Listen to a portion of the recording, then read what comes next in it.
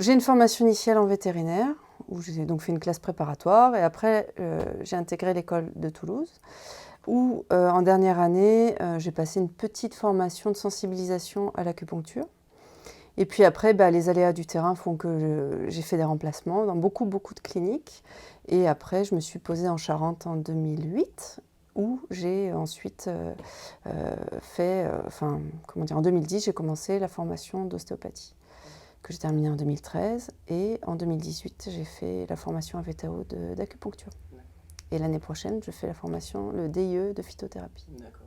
Vous complémentez, Oui, on continue petit à petit pour essayer d'être le plus complet possible, dans la mesure du raisonnable. Oui, c'est vraiment un outil indéniable. Et si j'avais pu, je serais restée vétérinaire praticien allopathique, plus en faisant de l'ostéopathie et le reste en plus. Mais les contraintes du terrain ne sont pas celles qu'on croit forcément, et on ne peut pas toujours tout faire, et les journées font que 24 heures. Donc du coup, je me suis réservé un exercice exclusif en médecine complémentaire, ostéopathie, acupuncture et phytothérapie. La vision globale. La vision globale, c'est vrai qu'en médecine, je pense qu'en médecine humaine, c'est un peu pareil. On a plutôt tendance à resserrer l'entonnoir et à ne considérer le patient que comme une succession de systèmes juxtaposés.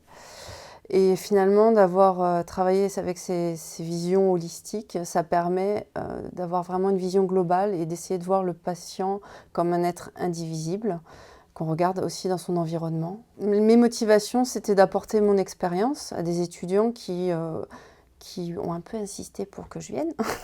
Et du coup, je trouvais ça très positif comme démarche de vouloir fédérer tout le monde et d'arrêter avec les guerres de chapelle, vétérinaire, pas vétérinaire, ou autres. Hein, guerres de chapelle, il y en a plein, il me semble.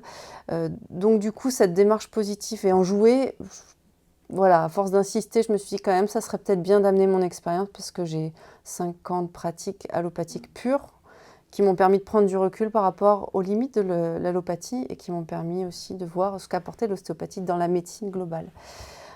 Voilà. Donc après, j'espère que l'exposé a plu aux étudiants et aux praticiens qui sont ici et que ça a amené une petite pierre dans l'édifice de la confraternalité.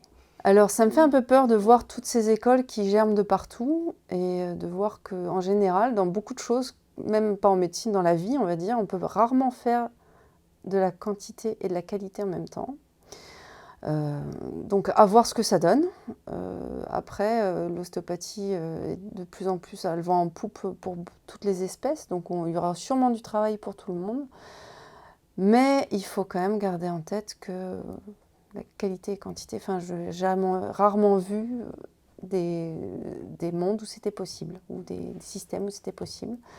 Donc, on va voir ce que ça donne. Mais sinon, ça a une partie intégrante à la fois dans le bien-être et pour moi, c'est vraiment l'optimisation d'un potentiel, d'un corps à un instant T, sur tous les systèmes qui le composent. Ce qui me tient à cœur, c'est le travail d'équipe, qu'il soit entre ostéopathes, entre vétérinaires, entre maréchaux ferrants. Ça, pour moi, sur le terrain, c'est plus compliqué, je ne sais pas pourquoi. Dentistes, nutritionnistes, coach. Tout ce monde-là doit pouvoir travailler en symbiose pour permettre aux animaux d'avoir la meilleure vie possible.